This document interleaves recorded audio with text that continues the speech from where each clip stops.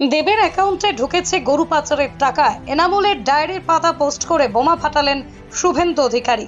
কয়েকদিন আগেই ঝাড়গ্রামে এক নির্বাচনী সভায় দেবকে নিয়ে আগেই হুঁশিয়ারি দিয়েছিলেন বিধানসভার বিরোধী দলনেতা শুভেন্দু অধিকারী। মাকে বলতে শোনা যায়, আগামী 23 তারিখ সকালবেলা ঘাটালের প্রার্থীর সম্পর্কে আমি এমন জিনিস ছাড়বো যে আর ওদিন তিনি ঘর থেকে বেরোবেন না। 23 তারিখ সকালবেলা ফলো করবেন 9টার সময় এক্স হ্যান্ডেলে। আজ 23 তারিখ ঠিক 9টা বাজলো আর শুভেন্দু দেবকে নিয়ে পোস্ট করলেন এনামুলের ডায়েরির পাতা। তাতে কি লেখা রয়েছে? বিজেপি নেতার দাবি এনামুল হকের কাছ থেকে নাকি টাকা নিয়েছিল দেবের অ্যাকাউন্টে গিয়েছিল সেই টাকা। তাহলে কি এই বোমাই ফাটাতে চেয়েছিলেন শুভেন্দু অধিকারী? উল্লেখ্য, গরু পাচার মামলার অন্যতম অভিযুক্ত এনামুল হকের সঙ্গে ঘাটাল লোকসভা কেন্দ্রের সাংসদ দীপক অধিকারী ওরফে দেবের নাম আগেই জড়িয়েছিল। জানিয়ে তদন্তকারী সংস্থা তাকে তলব করেছিল, হাজিরাও দিয়েছিলেন দেব। এবার বিধানসভার বিরোধী দলনেতা শুভেন্দু অধিকারী বিস্ফোরক অভিযোগ করলেন দেবের বিরুদ্ধে। আর দাবি, দেবের অ্যাকাউন্টে নাকি এনামুলের টাকা ঢুকেছে। নিজের এক্স হ্যান্ডেলে সেই নথিও তুলে ধরেছেন শুভেন্দু অধিকারী। বিরোধী দলনেতার পোস্টে পরিষ্কার দেখা যাচ্ছে কাকে কত টাকা দেওয়া হয়েছে। নাম উঠে আসছে আরণ্যক ট্রেডার্স নামে একটি সংস্থার। শুভেন্দুর দাবি, এই সংস্থা এনামুল হকের। তাঁর অভিযোগ, 2 দফায় দেব পেয়েছিলেন 50 লক্ষ টাকা। আজ বিরোধী দলনেতা এক্স হ্যান্ডেলে এই ছবি পোস্ট করতেই মুখ খুলেছেন ঘাটাল লোকসভা কেন্দ্রের বিজেপি প্রার্থী হিরণ চট্টোপাধ্যায়। তিনি বলেন, এটা ওর নিজের ব্যালেন্স শিট, 2016 সালে তিনি জমা করেছেন। এই কারণে এটি 8.5 ঘন্টা বসিয়ে রেখেছিল। আর উনি যে বলছেন টাকা ফেরত দিয়েছেন, টাকা নিলে তো টাকা ফেরত দিয়েছেন। আর এতদিন ধরে বলছিলেন আপনি কাউকে চেনেন না। এনামুল এখন রয়েছেন তিহাড়ে, তাঁর ডায়েরির পাতাগুলো সেখান থেকেই এটি পেয়েছে। আজ সারা বাংলা দেখুক কে সত্যি কথা বলছে। দেখুন, এই কথাটা আমি 2 থেকে 2.5 বছর ধরে বলে আসছিলাম যে এই মানুষটির মুখ এবং মুখোশ পুরোপুরি আলাদা। এই মানুষটি যা বলেন তার ঠিক উল্টোটা করেন। ইনি বলেছিলেন যে এনামুল হককে তিনি নাকি চেনেন না, এনামুল হক কে তিনি জানেন না, টাকা নেওয়া তো দূরের কথা। এবং আমাকে ওপেন চ্যালেঞ্জ করেছিলেন আপনাদের সবার সামনে যে যদি আমি প্রমাণ করতে পারি যে উনি টাকা নিয়েছেন এনামুল হকের কাছ থেকে, তাহলে উনি সিনেমা ছেড়ে দেবেন। আর যদি প্রমাণ করতে না পারি তাহলে আমাকে রাজনীতি ছাড়তে হবে। আজকে উনি বলুন উনি কি করবেন।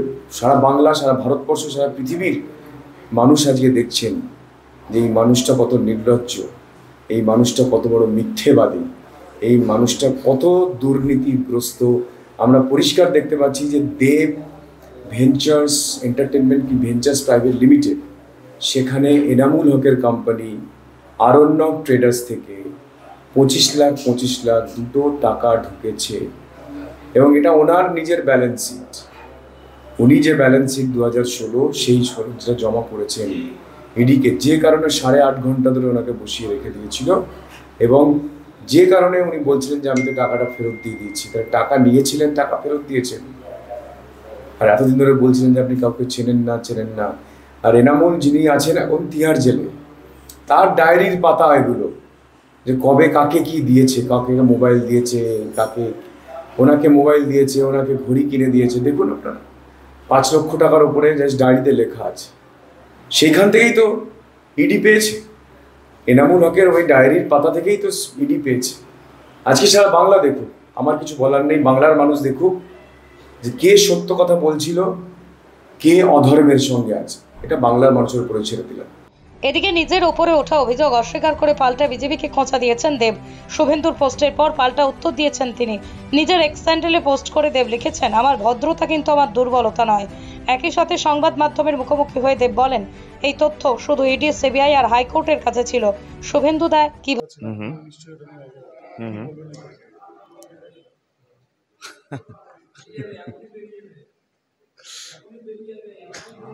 আমি আমি আমি জানি না কি উত্তর দেবো। এটা ভীষণ বোকা একটা পোস্ট এবং এটা আমার কোথাও যেন মনে হয় কি এটা একদম প্রশ্ন ছুড়ে দেয় ইডি এবং সিবিআই এর কাছে। কারণ এই তথ্যগুলো শুধু ইডি, সিবিআই এবং হাইকোর্টের কাছে ছিল, বা যেই কোর্টে এই গরু চুরির তদন্তগুলো হচ্ছিল সেই তাদের দুটো এজেন্সি ইডি, সিবিআই এবং হাইকোর্টের কাছে এই যেই ডকুমেন্টসগুলো বেরিয়েছে সেগুলো তাদের কাছে থাকা কথা।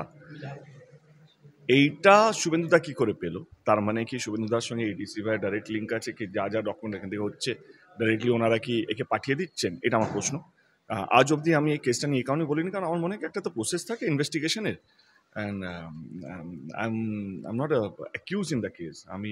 আমাকে যতবার ডেকেছে স্টেটমেন্ট রেকর্ড করার জন্য ডেকেছে, এবং আমি আশ্চর্য হলাম যে এরকম একটা সেন্সিটিভ, বলবো না, বাট ডকুমেন্টস যেখানে ইডি সিবিআইয়ের কাছে আছে, আমি ডকুমেন্টগুলো আমি নিজেও দেখেছি, এবং আমার যা রিয়াকশন আমি ইডি সিবিআইকে দিয়েও ছিলাম, স্টেটমেন্ট যেটা দেওয়ার ছিল, কি প্রথম কথা আমি ওই লোকটাকে চিনি না, যে ডায়েরিটা দেখাচ্ছি দেব নামে লক্ষ মানুষ হতে পারে, এবং যেই ঘড়ি বা যেই জিনিসগুলো দেখিয়েছে সেগুলো আমি ওই মানুষটা নই, ফার্স্ট। সেকেন্ডলি, যেই 50 লাখ টাকা দেখাচ্ছে একটা ট্রান্সফার হয়েছে, আমি এক্ষুনি দেখিয়ে দিচ্ছি কি এটা আমরা 8-9 মাসের মধ্যে সেই টাকাটা ওই আর্নক ট্রেডার্সকে আমরা ফেরত দিয়ে দিয়েছি। সেই স্টেটমেন্ট লেজারটা আমি এক্ষুনি আপলোড করে দেবো, তাতে ওনার বুঝতে সুবিধা হবে। এবং আমার মনে হয় কি ইডি সিবিআই যথেষ্ট বুদ্ধি রাখে দেন শুভেন্দু অধিকারী। ওনারা যদি মনে হতো কি আমি যদি এর মধ্যে অ্যাকিউজ বা কালপ্রিট বা আমি গরু চুরির সঙ্গে যুক্ত, তাহলে এতক্ষণ আমি তোমাদের সঙ্গে ইন্টারভিউ দিতাম না নিশ্চয়ই।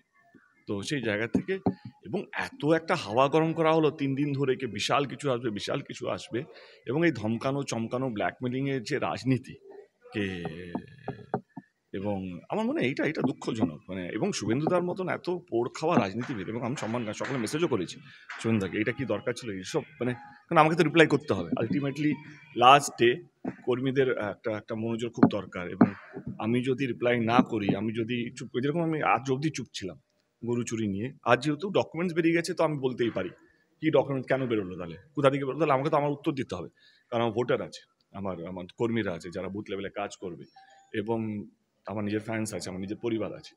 তো আমার মনে হয় কি এইবারে আমার মনে হচ্ছে আর ভদ্রতা করে লাভ নেই, আমার মনে হয় একটা মিনিমাম জবাব দরকার। এবং আর সবচেয়ে বড় কথা যে 3 বছর ধরে যবে থেকে আমার ইডিসিবিআই হচ্ছে, যবে থেকে হিরণ এই অঞ্চলে আসছে, ঘাটাল ঢুকতে শুরু, তবে থেকে নাকি আমি গরুচোর নিয়ে বলছে। আরে সবচেয়ে আগে তো পিন্টু মণ্ডলকে ও চেনে, আজকে তার প্রমাণও দিলাম। আজ অব্দি আমি চুপ ছিলাম, কারণ আমি কাউকে ঘেটে লাভ নেই, কারণ কাউকে না আমি বুঝি যে কারো গায়ে কাদা ছুড়লে কতটা কষ্টকর, কিন্তু যে সারাদিন কাদা নিয়ে ঘুরছে, সুযোগ পেলে দিয়েছে, আমি আর ভদ্রতা করে লাভ নেই, আমি আজকে দিয়েই দিই।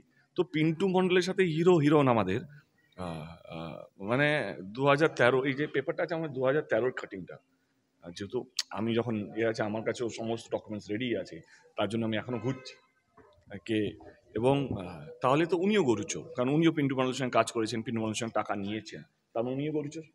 এবং যিনি গরুচোর আমার আগে উনি কাজ করেছেন, আমার আগে উনি ছিলেন, তো আমার মনে হয় তাহলে তো সবাই গরুচোর। তো অর্ধেক ইন্ডাস্ট্রি, মানে অর্ধেক 90% ইন্ডাস্ট্রি গরুচোর হয়ে যাবে। তো অনেক আর্টিস্ট কাজ করেছে পিন্টু মণ্ডলের সাথে, এবং তুমি কি করে বাছাই করবে কে ভদ্রলোক, কে অভদ্রলোক, কে কোথা থেকে টাকা নিয়ে এসছে? আজকে আমার মনে হয় কি এই যে কোনোভাবে আক্রমণ করা, এই যে উল্টো পাল্টো কথা বলা, মিথ্যে কথা বলা ভোটের জন্য, জেতার জন্য, আমি তার বিরুদ্ধে। আমি আজ অবধি চুপ করেছিলাম, কারণ আমার মনে হচ্ছিল কি ছাড় না, আমি আমারটা সামলে নেব, ঠিক আছে। আমি 3 বছর ধরে এই কেসের মধ্যে যুক্ত আছি। যখনই আমি কোনো কিছু করি তখনই আমাকে একটা লেটার পাঠিয়ে দেওয়া হয় তদন্ত এজেন্সি। আমি আজ অবধি কোনোদিন ডেট চাইনি। এবারে তো বুঝতে পারলে কেন ডেট চাইনি, কারণ আজকে মোটামুটি শুভেন্দুদাই ক্লিয়ার করে দিল কি আমি আমার এর সঙ্গে কোনো যুক্ত নেই, আমি এর সঙ্গে কোনো কেসের মধ্যে যুক্ত নেই। তো থ্যাংক ইউ শুভেন্দুদা এই জিনিসটা ক্লিয়ার করার জন্য, কারণ আজকে আমিও হালকা হলাম। আমিও আমার যারা ফ্যান, আমার ভোটার, আমার পরিবার, আমার শুভচিন্তক, আমার কাছের মানুষ, আমাকে যারা আইডল হিসেবে ভাবে, তাদের কাছে আমি এতদিন ধরে যে 3 বছর ধরে যে আটকিয়েছিলাম, যে কথা বলতে পারছিলাম না এই কেসটা নিয়ে, যেহেতু আমি শুনেছি তদন্ত যখন কোনো কেসের হয় তখন ওই কেসটা নিয়ে কিছু বলা উচিত না, তদন্তে কোথাও যেন হ্যাম্পার হবে। কিন্তু আজকে শুভেন্দু তো আমার সেই সুযোগটা করে দিয়েছে কি আজকে আমি মন খুলে কথা বলতে পারি কেসটা কি, এবং কে সে পিন্টু মণ্ডল।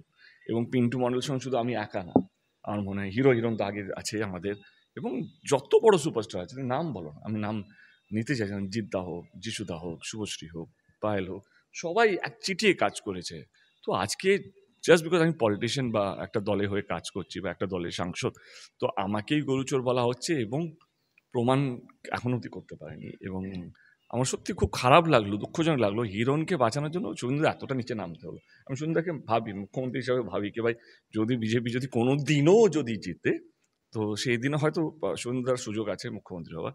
কিন্তু এই ছোট ছোট জিনিসগুলোকে একটা হিরণের মতন ক্যাডারকে বা প্রার্থীকে, যেখানে কোনো বিজেপি বড় নেতা সাপোর্ট করছে না, এখানকার দলের নেতা নেত্রীরা সাপোর্ট করছে না, দলের কর্মীরা সাপোর্ট করছে, এবং বিজেপির ভোটাররা সাপোর্ট করছে না, তারাও বলছে এবার প্রথমবার ভোট টিএমসিকে দেবো। তারা সাপোর্ট করছে না, সেখানে যেহেতু শুভেন্দুদাকে টিকিটটা দিয়েছে, শুভেন্দুদার দায়িত্ব হিরণকে জেতাতেই হবে, তার জন্য এত কিছু করা আমার মনে হয় সেটা দুঃখজনক। মানুষের উপরে ছেড়ে দিন, আর মাত্র একটা দিন বাকি, পরশু দিন ভোট। এবার মানুষকে বেছে নিতে দিন। এবং আজকে সত্যি আমি হাত জোর করে ধন্যবাদ জানাবো শুভেন্দু অধিকারীকে, কি আজকে আমি সত্যি মন খুলে কথা বলতে পারবো। কারণ নিরোগ ডায়াগনস্টিক, এখানে পাবেন রোগ নির্ণয়ের অত্যাধুনিক বিদেশি মেশিন, অভিজ্ঞ রেডিওলজিস্ট এবং প্যাথোলজিস্টের সমন্বয়ে বিশ্বাসযোগ্য নির্ভুল রিপোর্ট। আরামবাগ শহরে সর্বপ্রথম CT scan, ultrasonography, endoscopy, colonoscopy, colour Doppler, echocardiography, digital X ray, EMG, NCV, ECG, EEG, advance প্যাথোলজির মতো সুবিধাযুক্ত প্রতিষ্ঠান। এছাড়াও আছে বিভিন্ন বিভাগের অভিজ্ঞ চিকিৎসক দ্বারা ওপিডি ক্লিনিক। ঠিকানা কোর্ট রোড, আরামবাগ, হুগলি। যোগাযোগ নম্বর 9732843677।